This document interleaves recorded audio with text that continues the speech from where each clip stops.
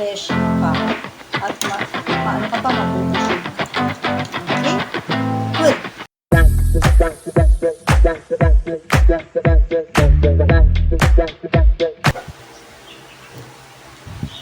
Hi guys! Tayo ngayon ay mag-prepare ng ating pang merienda. Healthy na merienda to guys kasi buko siya. Buko with the juice. Ayan. Dalawang buko ito. So, ito mahirap gawin ito pero dito natin siya bubutasan para siya guys, oh, malalaki siya. Kasi yung sabaw niya guys, lalagyan natin siya. Pwede siyang Pabiglaw ko rin kasi ko dyan guys.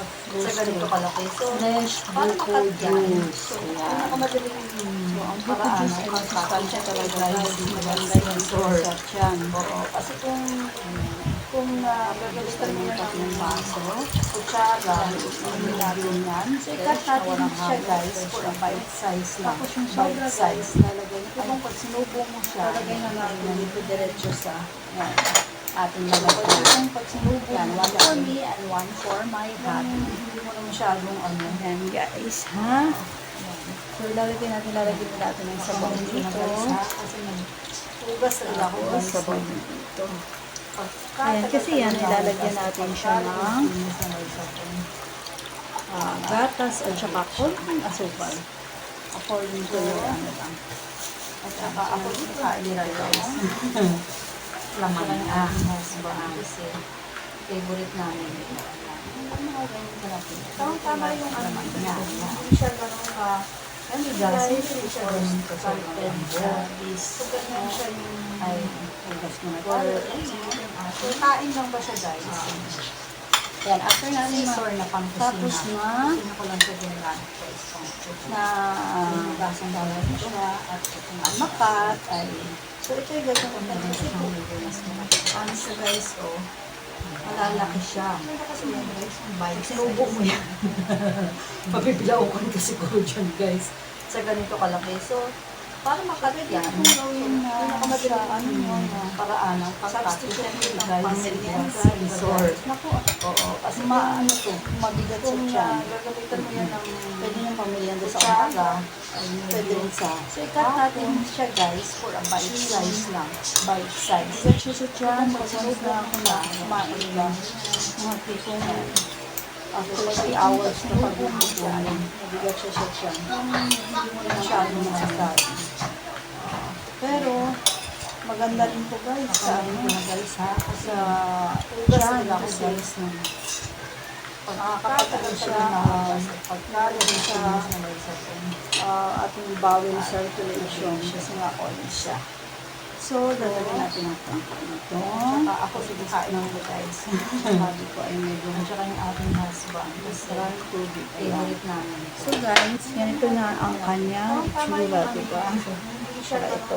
One for me and one for my hubby. So, sweet. So, ganyan siya yung hating magkapatid. Ating magkapatid yan, diba guys? So, lalagyan natin next ay lalagyan natin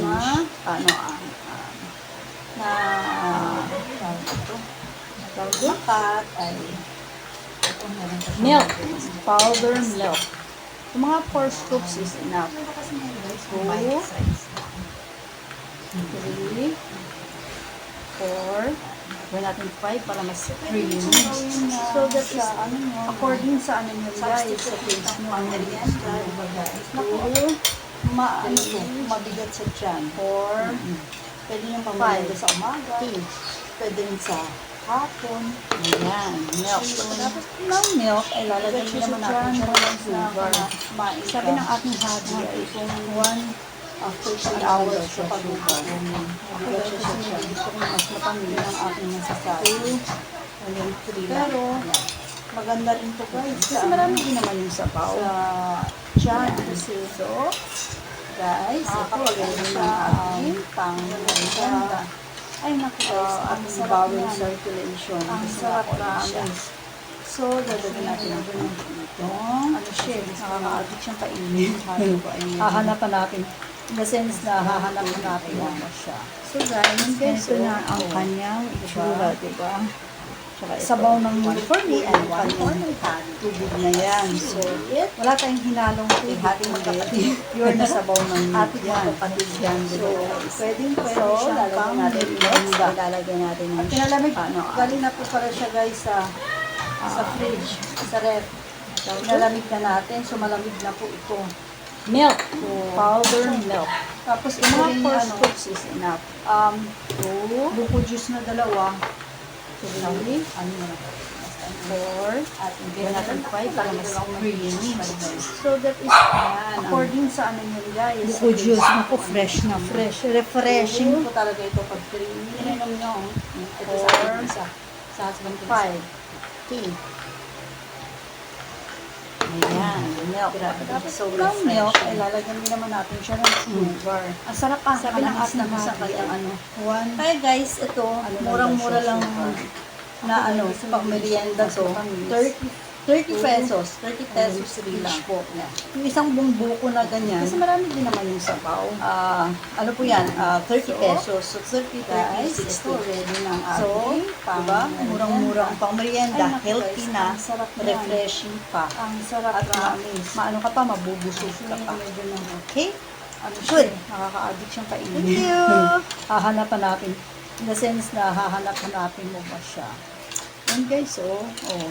Diba? Sabaw ng nyug po yung kanyang tubig na yan. So, wala tayong hinalong tubig, kundi pure na sabaw ng nyug yan. So, pwede siyang pang merienda. At pinalamig, galing na po pala siya guys sa fridge, sa ref. Pinalamig na natin, so malamig na po ito. So, ako. Tapos ito rin ano, buko juice na dalawa. Ano mo na, at meron ako, lagi talaga akong may tissue sa tali guys. Ayan, ang Buko juice, naku, fresh na fresh. Refreshing. po talaga ito pag ininom nyo. Ito sa akin yung isa, sa husband ko yung isa. Ay, grabe, so refreshing. Ang sarap pa, manamis-namis ang kanyang ano. Kaya guys, ito, murang-mura lang na ano, pang merienda to. 30 pesos. 30 pesos each po. Yung isang buong buko na ganyan, ano po yan, 30 pesos. So, 30, 60. So, di ba? Murang-murang pang merienda, healthy na, refreshing pa. At maano ka pa, mabubusog ka pa. Okay? Good. Thank you. Thank you.